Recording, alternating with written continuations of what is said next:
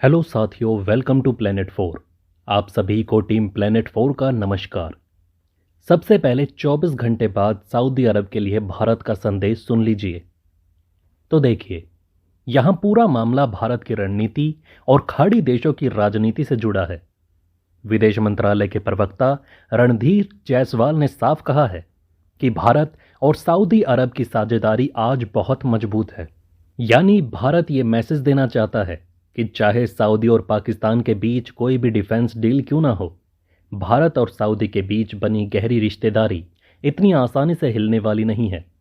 ये बयान एक तरह का भरोसे का संदेश भी है और साथ ही चेतावनी भी कि अगर रियाद भारत की संवेदनशीलताओं का सम्मान करेगा तो भारत भी रिश्तों को सम्मान देगा, लेकिन अगर अनदेखी हुई तो भारत अपने तरीके से जवाब देने में पीछे नहीं हटेगा। अब इसका बड़ा राजनीतिक संकेत समझिए। सऊदी और पाकिस्तान ने मिलकर एक ऐसा समझौता किया है जो पाकिस्तान की सैन्य ताकत और सऊदी की आर्थिक ताकत को जोड़ देता है। यह सीधा सीधा भारत के लिए चिंता का विषय है, क्योंकि पाकिस्तान का इतिहास आतंकवाद को बढ़ावा देने से जुड़ा है। भारत ने इसे लेकर ग्लोबल समुदाय को फिर से याद दिलाया कि लश्कर और जैश जैसे आतंकी संगठन पाकिस्तान से संचालित होते हैं। ऐसे में अगर सऊदी पाकिस्तान के साथ ज़्यादा गहराई से जुड़ता है तो भारत इसे क्षेत्रीय अस्थिरता के रूप में देखेगा और दुनिया से कहेगा कि इस पर सख्त कार्यवाही होनी चाहिए। तीसरी और सबसे अहम बात यह है कि भारत का रुख बेहद व्यावहारिक और आत्मविश्वासी है। जैसे तुर्की के मामले में हुआ था, तुर्की ने खुले तौर पर पाकिस्तान को सपोर्ट किया, भारत के खिलाफ हथियार दिए और नतीजा ये हुआ कि भारतीयों ने तुर्की का बहिष्कार कर दिया। आज भी तुर्की की पर्यटन इंडस्ट्री भारत के बहिष्कार का नुकसान उठा रही है।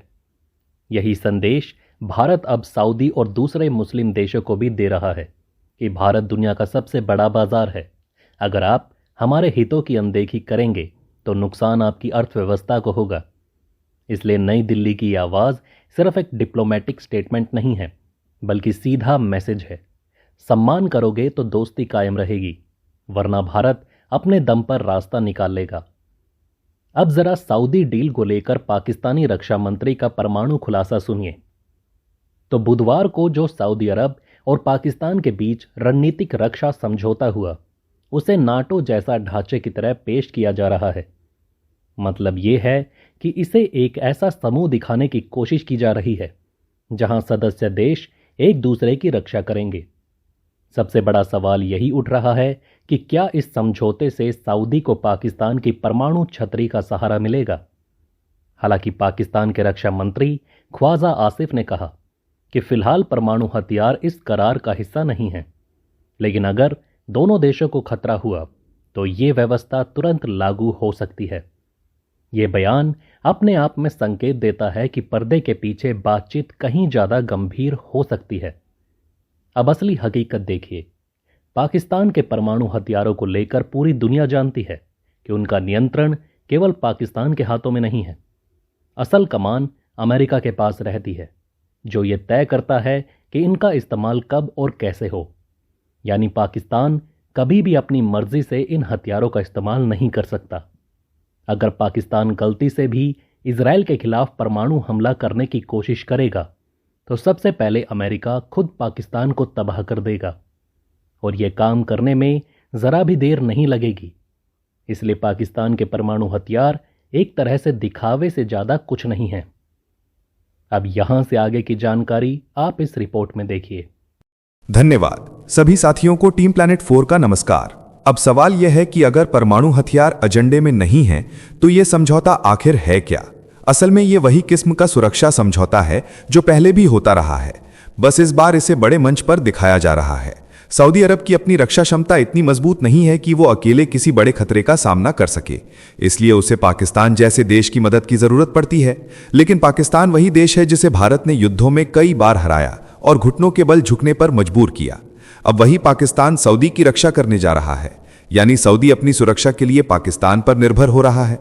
पाकिस्तान के सैनिकों को सऊदी भेजना अब रणनीतिक साझेदारी के नाम पर वैध ठहराया जाएगा, ताकि पाकिस्तान की जनता और विपक्ष इस पर सवाल ना उठा सके। भारत के नजरिए से स्थिति इतनी चिंताजनक नहीं है। वजह साफ है, पाकिस्तान के पास चाहे परमाणु हथियार हों, भारत ने कई बार उसके घर में घुसकर कार्रवाई की है। सऊदी के पास तो वैसे भी बहुत सीमित सैन्य ताकत है, केवल अमेरिका से मिले कुछ फाइटर जेट्स तक ही उसकी शक्ति सिमटी है। ऐसे में भारत के लिए ना तो पाकिस्तान और ना ही सऊदी कोई गंभीर सैन्य खतरा बन सकते हैं। तुर्की का उदाहरण सामने है। तुर्की ने भी पाकिस्तान की मदद की, लेकिन भारत ने सबके बावजूद पाकिस्तान की धुलाई की और अंत में अमेरिका को ही पाकिस्तान के पक्ष में कदम उठाने पड़े। यानी ये नया समझौता ज्यादा प्रचार का हिस्सा है। असल में भारत के लिए इससे बहुत बड़ा खतरा नहीं निकलने वाला। साथियों, आगे बढ़ने से पहले आप सभी को बता दूं कि अगर आप देश, दुनिया, डिफेंस और इकोनॉमी की 100 से ज्यादा खबरें एक साथ एक ही जगह पर एक ही समय पर फटाफट रोज देखना चाहते हैं तो कृपया हमारे साथ जी चिल्स चैनल पर जुड़िए, जहां हम रोज शाम 9 बजे आपके लिए दुनिया की तमाम सारी खबरें एक साथ लेकर आते हैं। जी चिल्स चैनल का लिंक आपको नीचे डिस्क्रिप्शन या कमेंट बॉक्स में मिल जाएगा। अब जरा पाकिस्तान का नया सैनिक बिजनेस मॉडल समझिए। तो पाकिस्तान के मंत्री ने साफ संकेत दिया है कि ये रक्षा ढांचा आगे चलकर सिर्फ सऊदी और पाकिस्तान तक सीमित नहीं रहेगा, बल्कि बाकी खाड़ी देशों तक भी फैलाया जा सकता है।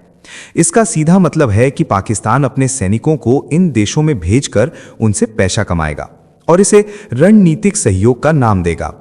दूसरी तरफ सऊदी का पुराना बयान याद आता है, जिसमें उसने कहा था कि अगर ईरान परमाणु हथियार बनाता है तो सऊदी भी पीछे नहीं हटेगा। यानी सऊदी की सबसे बड़ी चिंता ईरान का परमाणु प्रोग्राम है। अब यह नया करार उसी चिंता को आधार बनाकर तैयार किया गया है, ताकि अगर कभी ईरान से खतरा बढ़े तो पाकिस्तान के परमाणु हथियारों की छतरी सऊदी को बचा सके। विशेषज्ञों का मानना है कि इस समझौते के पीछे एक बड़ी वजह अमेरिका पर खाड़ी देशों का घटता भरोसा है। लेकिन असली कड़वी सच्चाई यह है कि इस पूरे खेल में अमेरिका खुद शामिल है। अमेरिका जानता है कि ईरान न्यूक्लियर प्रोग्राम में तेजी से आगे बढ़ रहा है और इससे सऊदी की बेचैनी बढ़ रही है। इसलिए अमेरिका ने पाकिस्तान को बीच में लाकर सऊदी को भरोसा दिलाने की कोशिश की कि अगर तुम्हारे अस्तित्व पर खतरा होगा तो पाकिस्तान मदद करेगा। लेकिन इसमें एक खास बिंदु है, ये पूरा खेल ईरान को रोकने के लिए है, ना कि इजराइल को निशाना बनाने के लिए, क्योंकि अमेरिका, सऊदी और इजराइल इस समय एक दूसरे के करीब हैं। इसलिए यह संभावना बेहद कम है कि पाकिस्तान का परमाणु हथियार कभी सऊदी की ओर से इजराइल के खिलाफ इस्तेमाल किया जाएगा। यह समझौता दिखावे में नई सुरक्षा गारंटी है, पर असल में अमेरिका के इशारे पर रचा गया संतुलन बनाने का कदम है। अब जरा भारत की चेतावनी सुनिए। तो देखिए, भारत के लिए असली चिंता यह है कि पाकिस्तान की सैन्य ताकत और सऊदी की आर्थिक शक्ति अगर एक मंच पर आ जाती है और उसमें आगे चलकर बाकी मुस्लिम वर्ल्ड के अमीर देश भी जुड़ जाते हैं तो पूरे क्षेत्र की सुरक्षा का संतुलन बदल सकता है। भारत ने इसीलिए जोर देकर कहा है कि उसके सऊदी के साथ रिश्ते गहरे और रणनीतिक हैं और ये रिश्ते हर संवेदनशीलता का सम्मान करते हैं। यानी भारत ये मैसेज देना चाहता है कि दोस्ती की लाइन मजबूत रखी जाएगी ताकि ये नया गठबंधन भारत के खिलाफ खड़ा ना हो सके। असली चुनौती यही है कि अगर यह गठबंधन ज्यादा बड़ा हो गया तो भविष्य में यह भारत की सुरक्षा पर दबाव डाल सकता है। इसलिए भारत के लिए इस समय सबसे अहम कदम यही है कि सऊदी से रिश्तों को और मजबूत रखा जाए ताकि हालात बिगड़ने से पहले ही कूटनीतिक स्तर पर संतुलन बना रहे। अब रणनीतिक समीकरण समझिए। सऊदी अरब की अपनी सैन्य ताकत इतनी नहीं है कि वो भारत की नौसेना तक का अकेले सामना कर सके। भारत की नौसेना चाहे तो सऊदी की हेकड़ी निकालने में देर नहीं लगेगी, लेकिन मामला इतना आसान भी नहीं है क्योंकि सऊदी की धरती पर अमेरिका के सैन्य बेस मौजूद हैं। सवाल यह उठता है कि अगर भविष्य में भारत पीओके पर कोई बड़ा कदम उठाता है और उस वक्त सऊदी की सेना भारत पर हमला करती है तो क्या अमेरिका सऊदी की रक्षा के लिए सीधे मैदान में उतरेगा? और अगर अमेरिका उतरा तो फिर भारत की तरफ से रूस भी खुलकर सामने आ सकता है।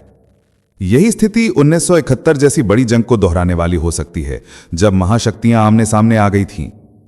यानी असली खेल सिर्फ सऊदी या पाकिस्तान का नहीं है, बल्कि यह तय करेगा कि अमेरिका और रूस जैसे बड़े देश किस ओर खड़े होते हैं। अब जरा भारत और सऊदी अरब के बीच रिश्ते को देखिए।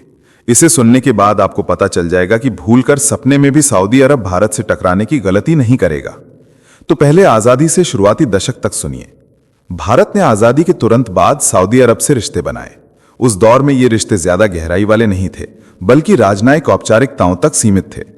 1955 में किंग सऊद भारत आए और उसके बाद 1982 में इंदिरा गांधी ने रियाद का दौरा किया। ये सब संकेत थे कि दोनों देश एक दूसरे को महत्व दे रहे हैं, लेकिन असल में संबंध उतने मजबूत नहीं हुए थे। यह समय खाड़ी और दक्षिण एशिया की राजनीति में बदलाव का दौर था, जिसने इन रिश्तों को धीरे धीरे गहराई देने की नींव रखी। अब 21वीं सदी की नई शुरुआत जानिए। 2006 में सऊदी किंग अब्दुल्ला की दिल्ली यात्रा एक टर्निंग पॉइंट रही। यहां दिल्ली घोषणा पत्र पर हस्ताक्षर हुए और रिश्तों को रणनीतिक दिशा मिली। इसके बाद 2010 में मनमोहन सिंह की यात्रा ने इन संबंधों को और मजबूत किया, और ये केवल दोस्ताना रिश्ते नहीं रहे, बल्कि रणनीतिक साझेदारी में बदल गए। यानी अब ऊर्जा, सुरक्षा और राजनैतिक तालमेल पर भी बातचीत गंभीरता से होने लगी। अब नरेंद्र मोदी का दौर और तेजी से विस्तार देखिए। 2016 में नरेंद्र मोदी की यात्रा ने साझेदारी को नई ऊंचाई दी। इसमें रक्षा, आतंकवाद के खिलाफ सहयोग और आर्थिक साझेदारी पर बड़े फैसले हुए। फिर 2019 में क्राउन प्रिंस मोहम्मद बिन सलमान भारत आए और $100 अरब निवेश का वादा किया। इसी साल दोनों देशों ने रणनीतिक साझेदारी परिषद बनाई। इसके बाद रक्षा सहयोग सबसे बड़ी कड़ी बन गया। 2021 में पहली बार नौसैनिक अभ्यास और 2024 में थल सेना का अभ्यास हुआ। भारत ने सऊदी को $225 मिलियन का रक्षा गोला बारूद भी निर्यात किया।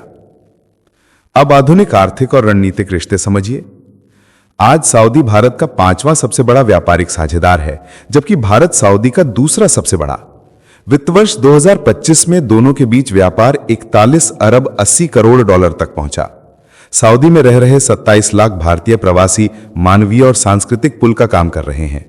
2023 और 2025 में बड़े समझौते हुए, जिनमें ऊर्जा, बैंकिंग, अंतरिक्ष, स्वास्थ्य, खेल और निवेश शामिल हैं। भारत में 2 नई तेल रिफाइनरी लगाने का फैसला हुआ। इस तरह आज भारत और सऊदी रिश्ते केवल तेल और व्यापार तक सीमित नहीं हैं, बल्कि एशिया की राजनीति और अर्थव्यवस्था की रीढ़ माने जाते हैं, जो ऊर्जा, सुरक्षा और क्षेत्रीय स्थिरता दोनों की गारंटी हैं। इस वीडियो में फिलहाल इतना ही। जल्द मिलते हैं एक और नई अपडेट के साथ। जाने से पहले वीडियो को लाइक करके चैनल को सब्सक्राइब कर लें। धन्यवाद।